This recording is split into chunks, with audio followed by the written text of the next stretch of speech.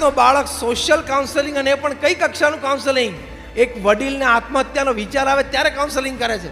બીજા દિવસે દેવાંશે એના પિતા હરિકૃષ્ણભાઈ સાથે એ મોકલી, પેલાએ વાંચવાની શરૂઆત કરી અને આને કીધું કે તમારે રોજ વાંચવાની શરૂઆત જે પણ કરો, પણ પહેલા 41મો શ્લોક વાંચવાનો જ.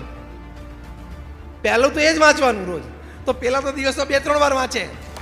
અઠવાડિયામાં એ વ્યક્તિને આત્મહત્યાનો વિચાર ટળી ગયો. આજે પણ એ વ્યક્તિ જીવે છે અને સ્થિરતાથી જીવે છે.